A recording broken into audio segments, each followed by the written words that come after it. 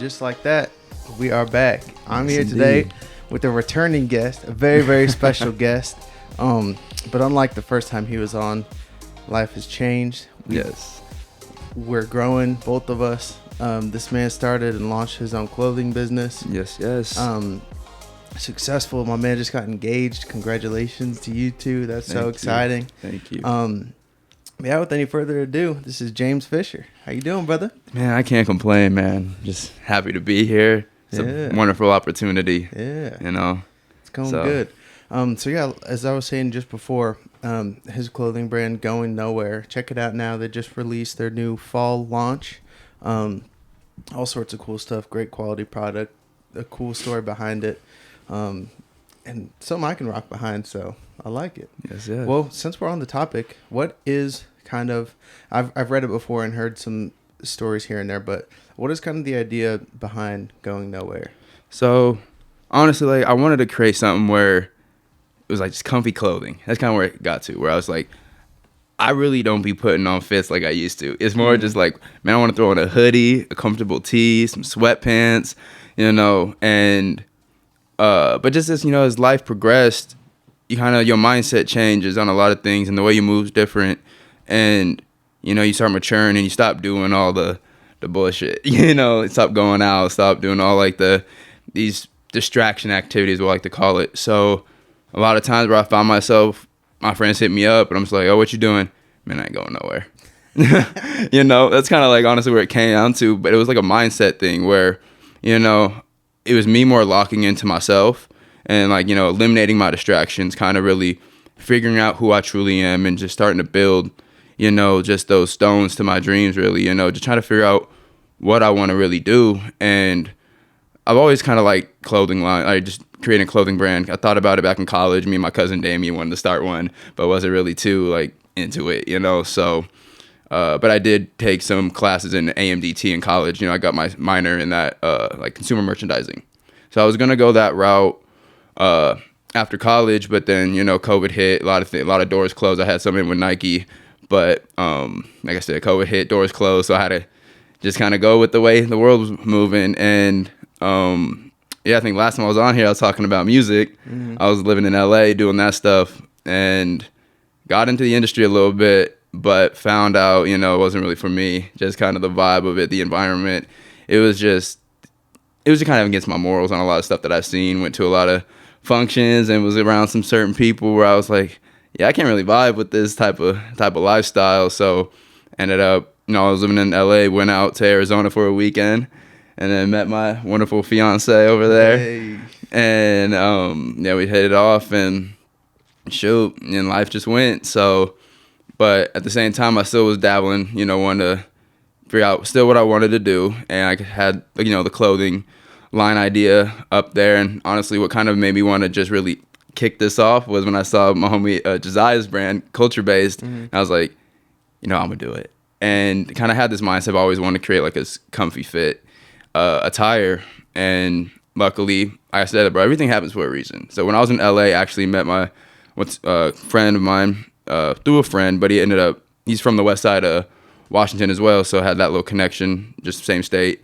But he owns was a brand development company. So he has his own manufacturing warehouse. Wow. Him and his brother Modi, it's called Pure Branding. So if you need a brand to start up, hit him up because he's a one-stop shop for, you know, your content creations, your graphic designs. Like, bro helped me build my website. Nice. And helps me. Like we go on Zoom calls and do designs together. So it can be from like an hour meeting to like a 3 to 4 hour meeting. We on Zoom just trying to figure out what we want to, like what I want to do, but he kind of has that ability to make it shake. So I went through him, and like I said, like I got connected through him really when I was in LA doing music, because he actually was trying to be a manager for some artist or whatever, and that artist kind of ended up being a little shaky on stuff, so it kind of ended up doing both of us wrong. We kind of split ways doing our own thing.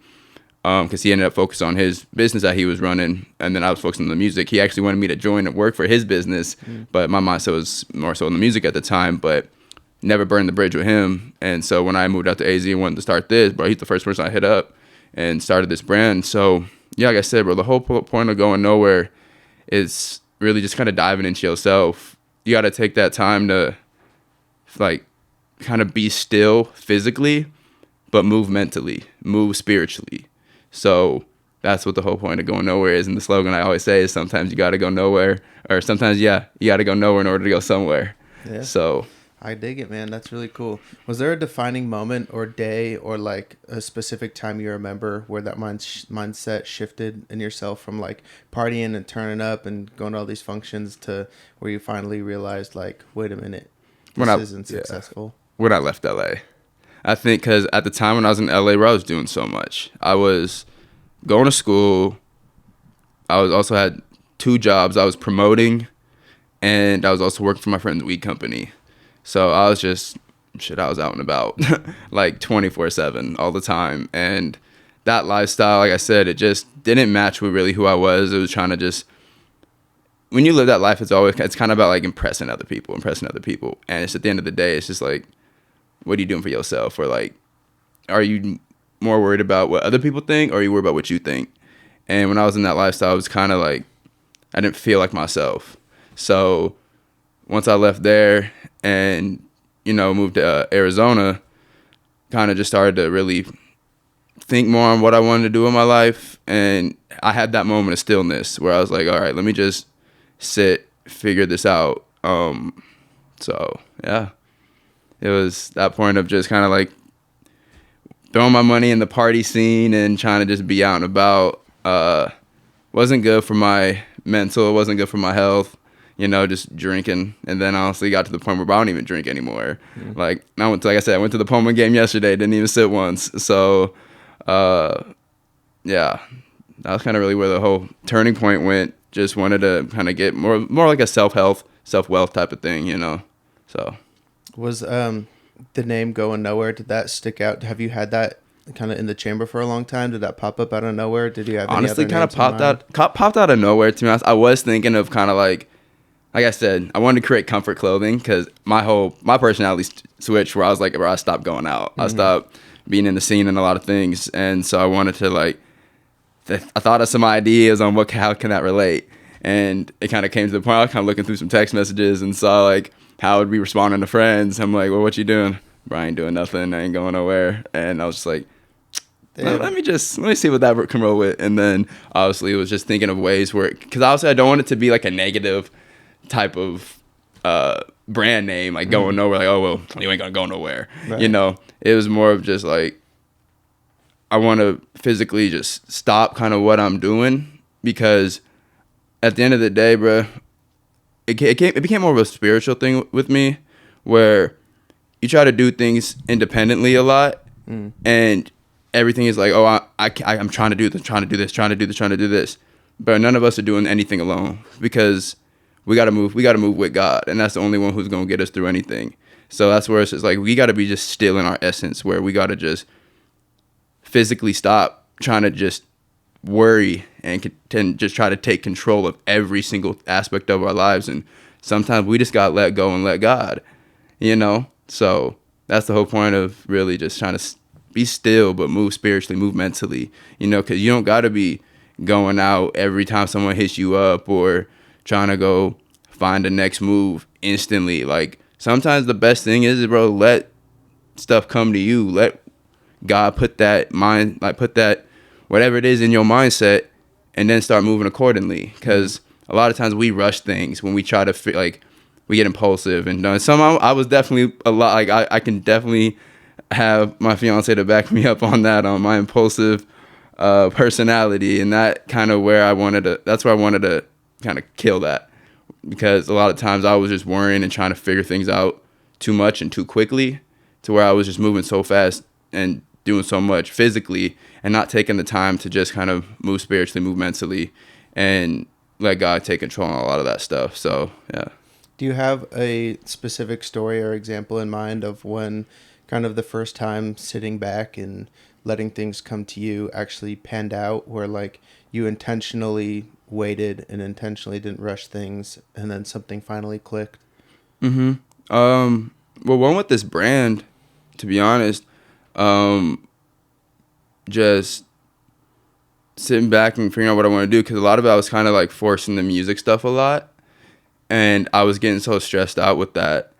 And that's kind of what it turned to a point where it was really, like I said, leaving LA was kind of the main switch, because when I was in LA, like I said, I was just forcing the music stuff so much, because like I was just trying to create new ideas, new creativity ways, and the best stuff came to me when I wasn't doing anything, or like when I wasn't thinking about, I want to make a beat, I need to make a beat, I need to make a beat. It was just like a feeling and instinct where I was just like, I want to make a beat right now. And boom, I'll cook something up cold in like 20 minutes.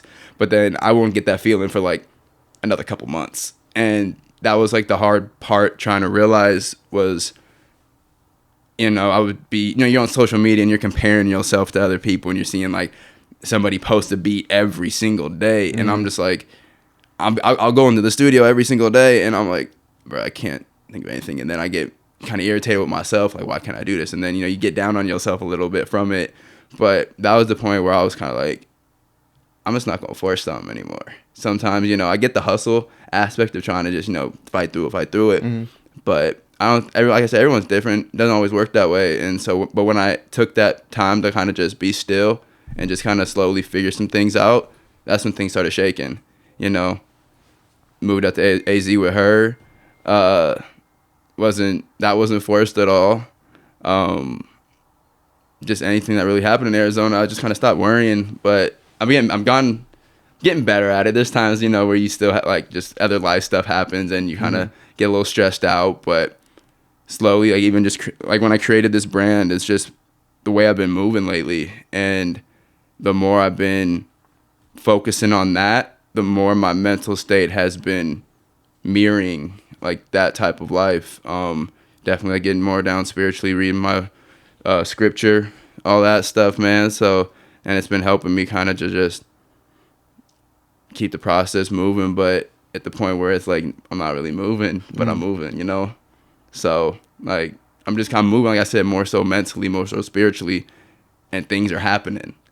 I'm not trying to go out and make some stuff shake all the time like I used to, but more so giving it to God and praying on it, and He's making the way, and the path is just so much easier to follow. Yeah, that's tight. Do you got what's the next like big move you got for the company? I know this fall line just dropped, but kind of more bigger picture, because you're about what, a year in, maybe not even a year. I think I started this, I dropped in August, so it hasn't been half a year yet. So was it August or was it before? It was August, yeah. I think I dropped in August, and so yeah, it hasn't even been half a year yet. So I guess the main thing is now, because I've been getting a lot more orders in. Now I'm using that money to kind of I want to send out, like, certain people, give them like free samples and stuff. So now I can pay, because like I said, with my homie Taha, it's a one-stop shop. So I don't have to hold on to any of the inventory at all. So when an order gets placed, boom, they work on it, they ship it out. So, but then again, I pay for the manufacturing fees and all that stuff. So now that I got some money saved up for that, now I can just go and like, hey, I want to send this person this. I still have to pay for that manufacturing fee, but then it's just like I'm using the profits that I made to do that, where it's not coming out of pocket. Right. Like obviously when I started this business, it was out of pocket, but now I want to send, because obviously like I made great connections when I was in LA, even had good connections when I was in college, worked for the football team and stuff, and a lot of those friends I have made it to the league. So obviously I want to say in the spring, I do want to get some athletic gear popping up to where like the mindset is of like going nowhere, where like I said, you're focusing on yourself, focusing on what you are. And a lot of those people who are in the athletic industry, their mindset is just grinding, focusing, like staying in the gym. That's their like place of, they ain't going anywhere. No, I can't come. No, I gotta lift tonight, then I gotta eat, then I gotta recover, then I gotta lift again. What you mean? I can't go out tonight. Exactly. So like they focus on what it is to build their foundation for their dreams and whatnot. So they already got a routine and everything. So people hit them up, bro. They might just not even respond, or because bro, they grinding, like they on their routine. So that's where, like I said, I want to create that athletic line where it's like, I ain't going nowhere but the gym or something like that. I think that'd be a huge, because that's there somewhere, like sub line for that. That's big time. I can definitely connect a lot to that. Those shirts where it's they have to like sweat for like the other words like, to reveal, where it's just like going nowhere. They sweat like so much from working hard, and then it's just like I'm here or something like that. You know, going nowhere. I'm already here, or something like that. And it's an idea. Cool. It's an idea I'm working on with that. But definitely want to do that because I have a big stream with like people in that industry. You know, obviously like you and Allie are in that, so I know you know could benefit with that, as well as, you know, like I said, I have people in the NFL, know some players in the NBA. So definitely if I can just get that exposure, because that's where I'm at right now. Like I got good quality product and good designs. Now it's just the marketing side of it. So that's what I'm just trying to focus on, is the marketing aspect. Yeah. Dang, that'd be cool. I could definitely see people walking in, fucking game time down the tunnel to the arena, that game day fit going nowhere. Boy, I gotta be at the arena at 5:00. What you mean? Exactly. That's like, you know, that's their home. Wherever like your dreams at, that's where your home's at, and that's like because at that point you're moving already mentally. You know, you already figured out the basis. So that's why, like I said, like the whole point of this brand is like the starting line, whatever it is that you want to do. You know, it's the basis, the building, like I said, building the foundation to everything that you want to accomplish. So a lot of times, bro, you got to start with going nowhere first, because like I said, I had that time where I was just stressed and figuring out what I wanted to do in my life. Once I sat still, answers came. And, you know, like I said, a lot of it, I'm a spiritual person, so I just kind of started giving my worries to God, and he answered. So, yeah, man, everyone has a different path, a different journey, but sometimes it's best to just kind of pause for a second and then, you know, break some things down. If you got to write out your game plan, Like, I remember growing up hearing like, oh, write your 10-year like goal plan or something like that, or 5-year goal plan. And, you know, that works. People just kind of sometimes just want to just just find the next thing. Now, I'm not knocking on experiencing new things. Like sometimes, yeah, you got to move like that.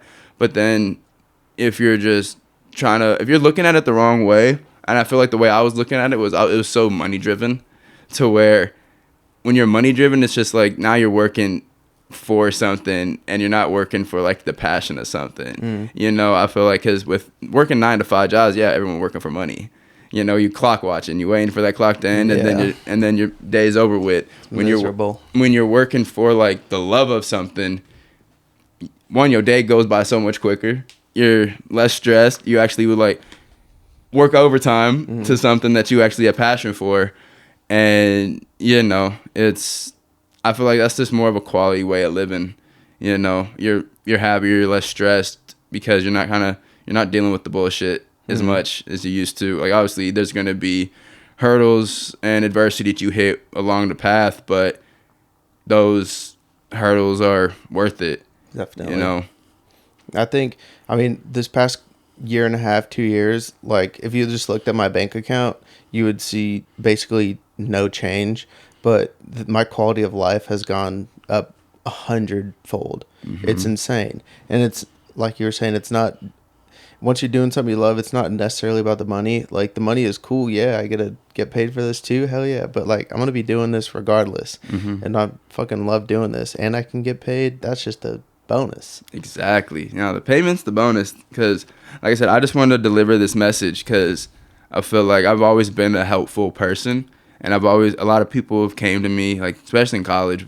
I wasn't really in a relationship much through college, but everyone want to come and ask me for relationship advice. I'm like, I ain't Dr. Phil, but I got answers. But you know, so it's like once you kind of find something that you enjoy doing, it just becomes natural. And like I said, I've always liked helping people. I always like kind of just giving a message to people, but I feel like I could only do so much. To now, I feel like I could just if I can make a brand and then spread it out, not only will like my words stick, but like having it on a shirt or something, I feel like kind of stick even more. Having something that you can grasp on, if you can understand this message, it's life changing. I'm telling you. Sometimes you just gotta go nowhere to go somewhere, man. I'm telling you.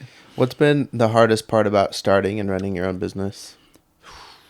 The hardest part, Working with my homie Taha, it's made it a lot easier. I know, like, me and Josiah, bro, we call it every day, and we're talking about just some business stuff, or we're talking about spiritual stuff.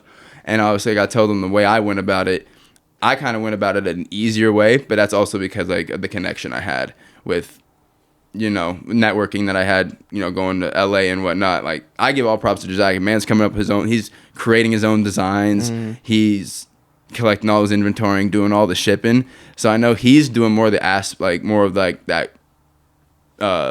businessman aspect of, creating the stuff, selling it all himself, which obviously I know he's saving a lot of money doing that. I know I'm spending some money to do this, but I've saved enough to where I can afford this, and it's a lot easier too. I don't have to. Yeah, it takes a lot of the work. Money at some point. It takes a lot of the worries away.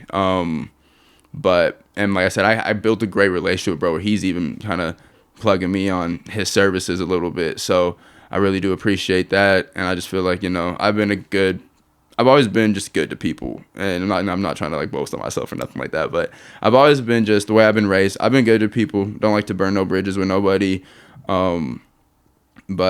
And luckily, like, I didn't burn. I kept my bridge good with him, even though we stopped communicating. But he knew how my morals went about, and we kind of shared the similar stuff.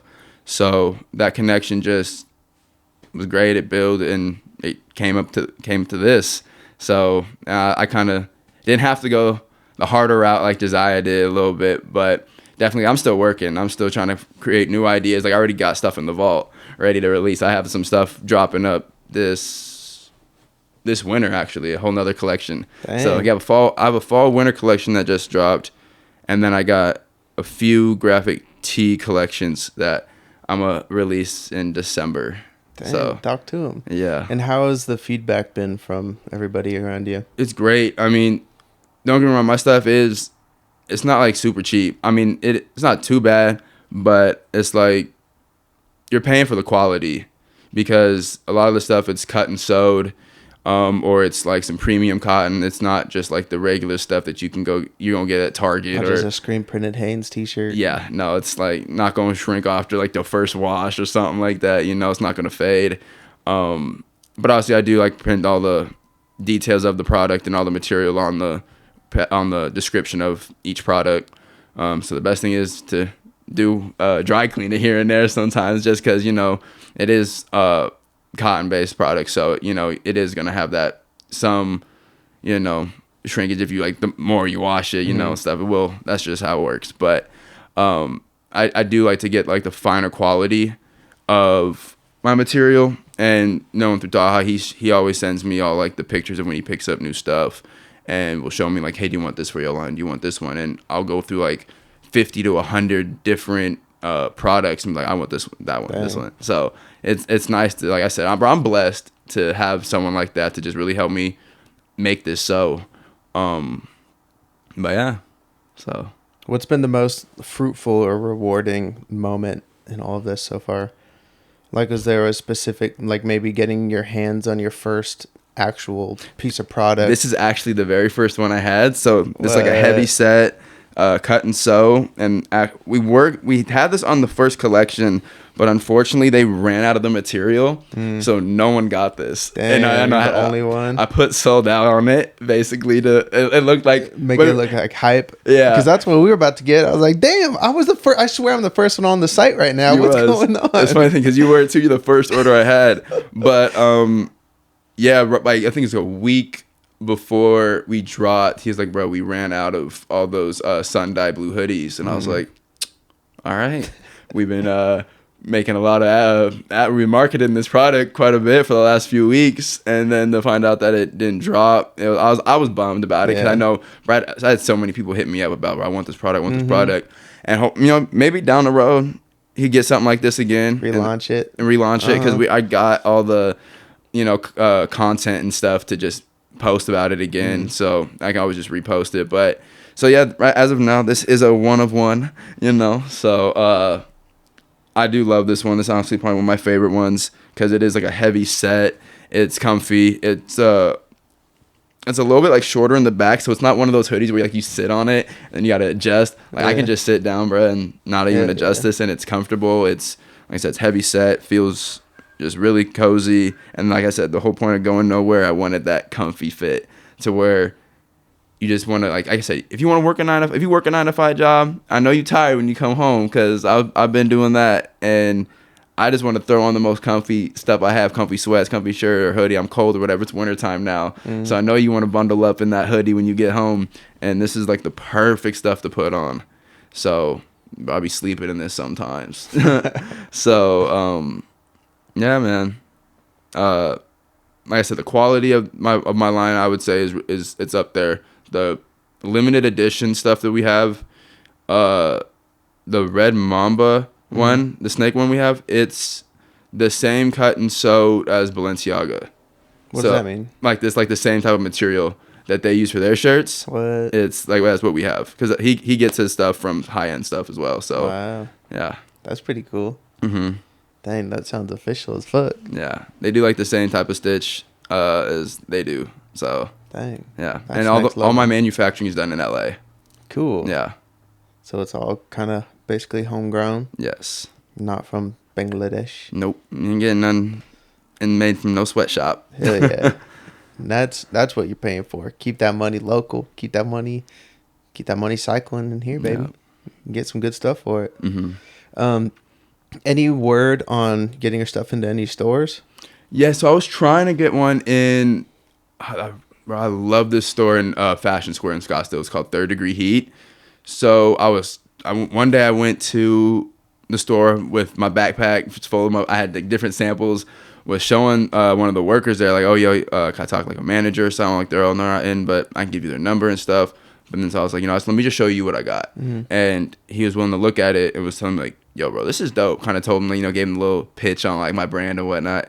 And he loved it. He was telling me like, bro, we get so many people coming in trying to like pitch their stuff and get their stuff in the brand. And he was like, bro, I'm always just like, oh yeah, that's cool. That's cool. Yeah. But he like broke it down to me, and we had like a good like 20-minute conversation on my stuff. And he was like, bro, your shit dope. Like, I can actually see this in the store. Like, it's not just some regular brand where you're trying to just get your stuff in the store. And so he gave me the contact info to hit up to talk to the manager. So I called them, and it was funny. Every time they'd answer, but then hang up. And I was just like, what? And so I think finally, like, I was like kind of pressing them for a second. I just kept calling them back.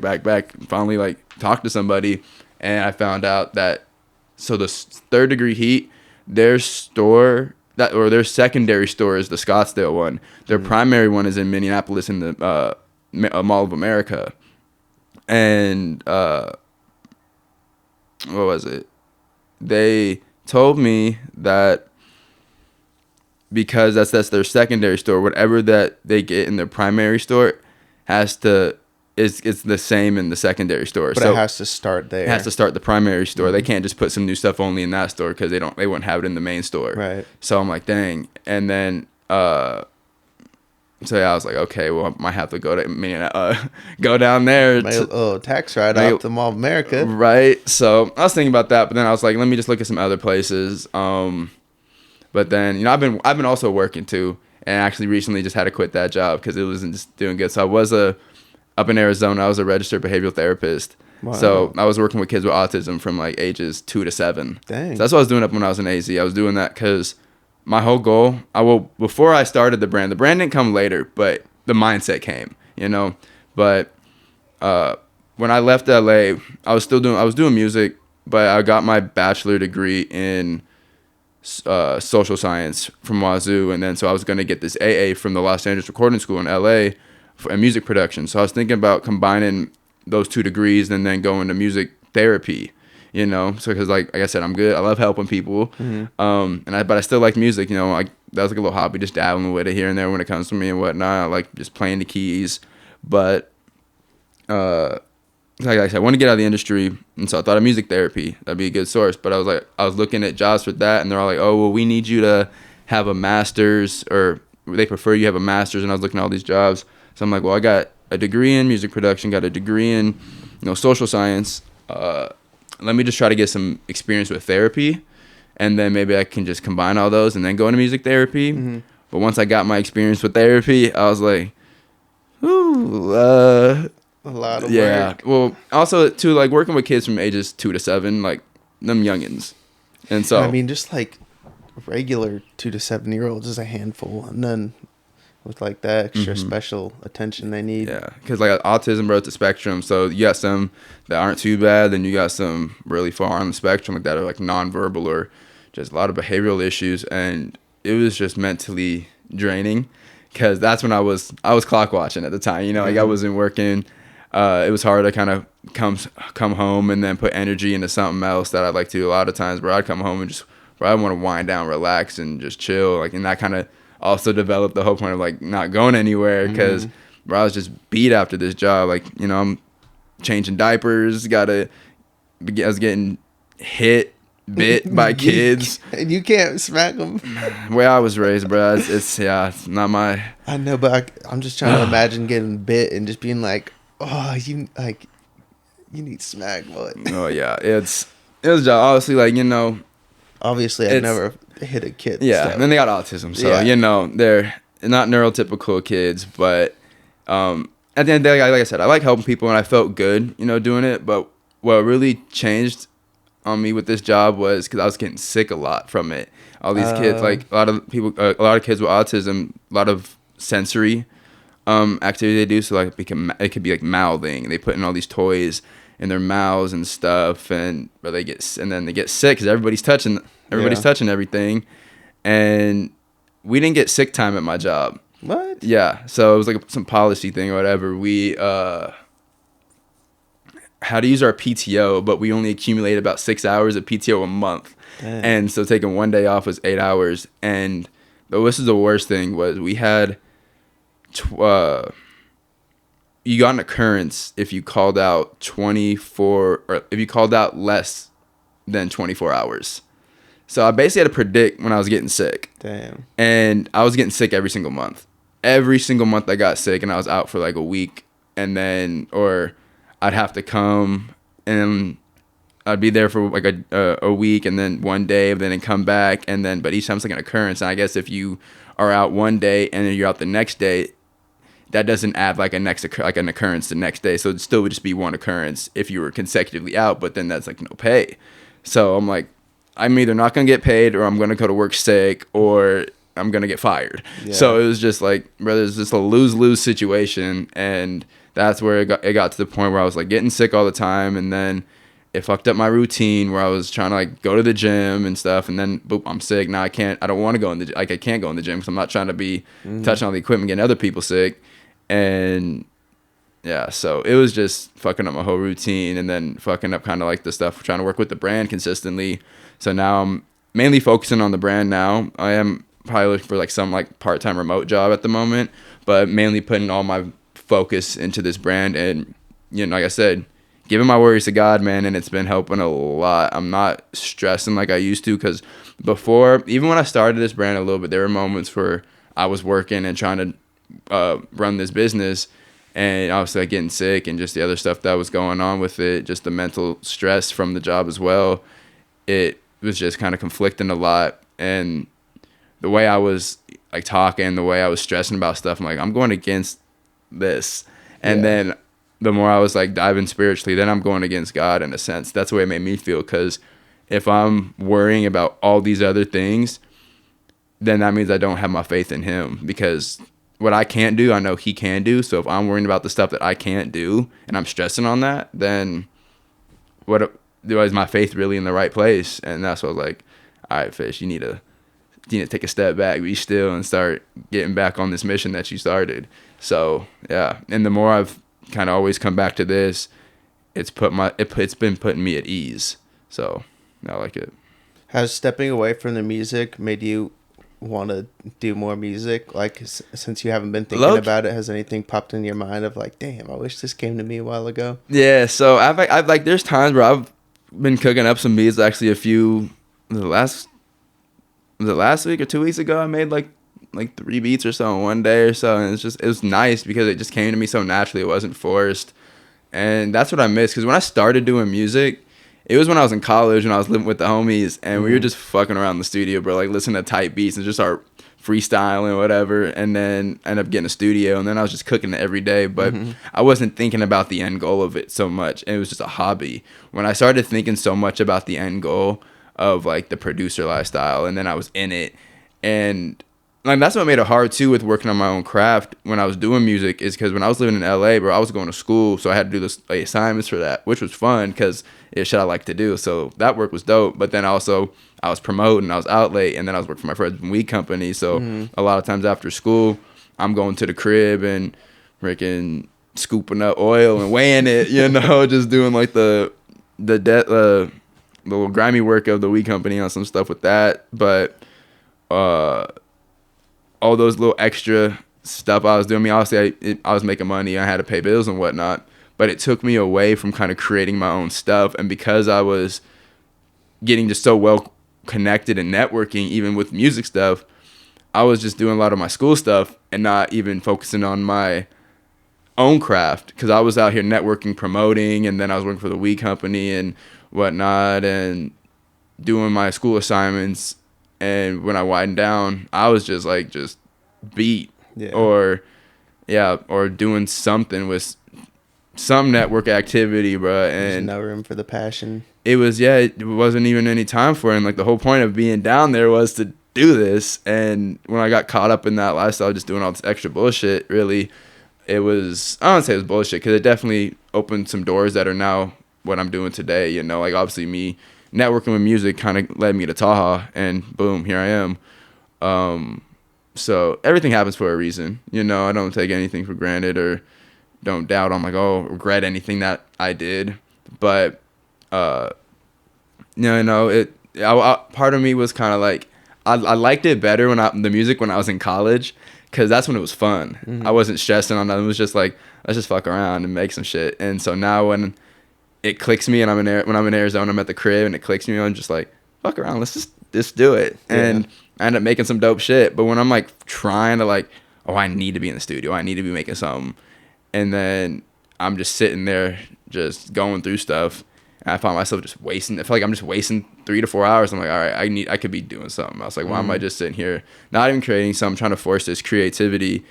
And the stuff that when I do make it, I'm like, oh, this is ass. Like, this I don't know. I mean, and then it is like, it is like, obviously you got to fail more than you succeed sometimes, and those failures are lessons. So I've learned some stuff through some of those failures, but a lot of it I've learned more just about myself. And like I said, when those creative juices just hit me just randomly, that's like the best feeling sometimes. Some therapy on it. That's what I said. It really is therapy. Sometimes I would just not even focus on making any music, and I'll just mess around on the keys and just playing stuff, like not even trying to record anything. I just like to sit there, just play something melodic, and I just be at ease. Just zen out for a little bit. Yep. Do you have like a 10-year goal or vision for this brand in your mind? Like, is there a certain like celebrity wearing your stuff, or a certain amount of stores your stuff is in, or a certain amount of sales you're doing?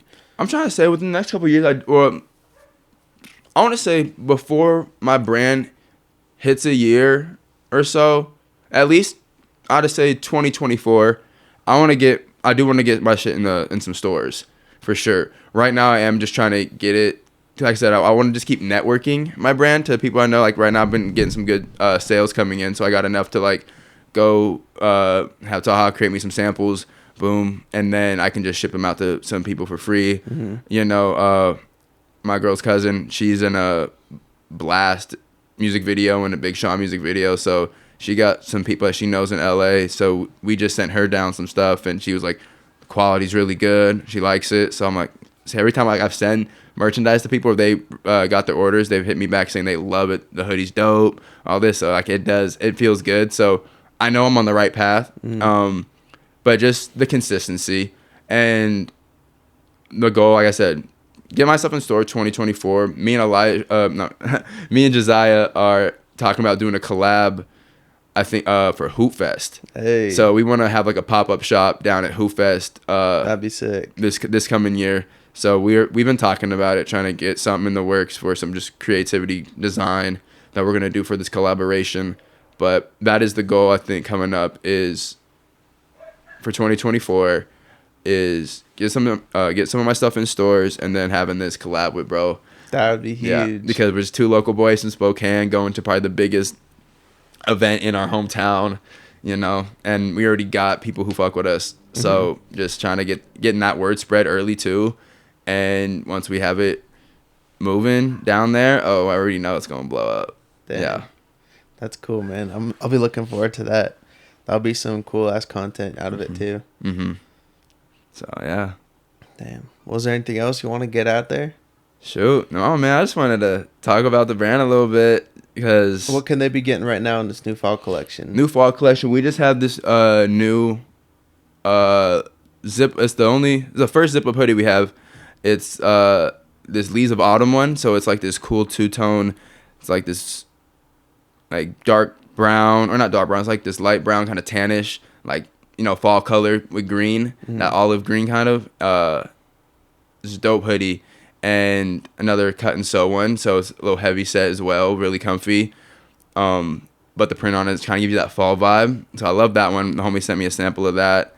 Also have more stuff for the girls for the fall stuff. We have this fleece set. It's a crop top, fleece jacket, and then fleece sweatpants. We also have a crop top. We have 2 crop top hoodies. One's just like a full heavy set fleece crop top hoodie, but then we also have a full body bag, ones that zip up all the way to the top, crop top hoodie for the girls. But then we also have a full body bag zip up full body bag zip up hoodie for the guys as well, and nice cream. It's like an off-white color, so it's dope. Cool, man. Yeah, the fall collection's cool. People are still rocking with the original stuff with the sets. Like I said, man, the quality of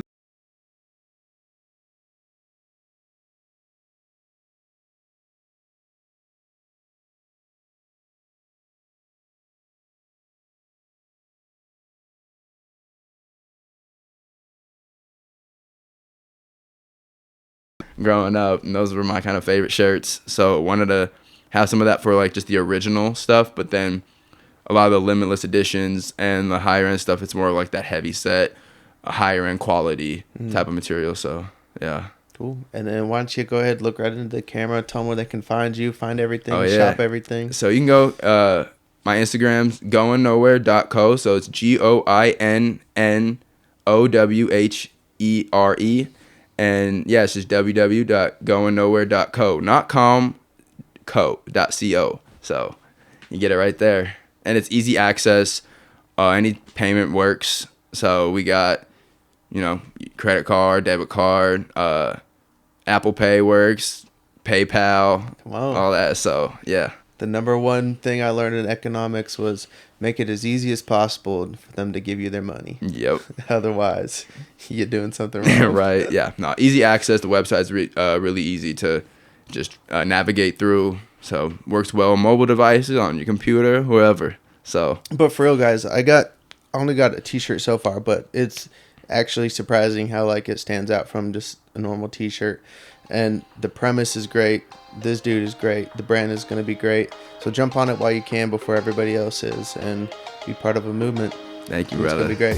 Yes, indeed. Well, I'm proud of you, brother. Thank you so much for coming on. I appreciate I'm excited you. to see what's happening next. Thank you. Deuces. Ugh.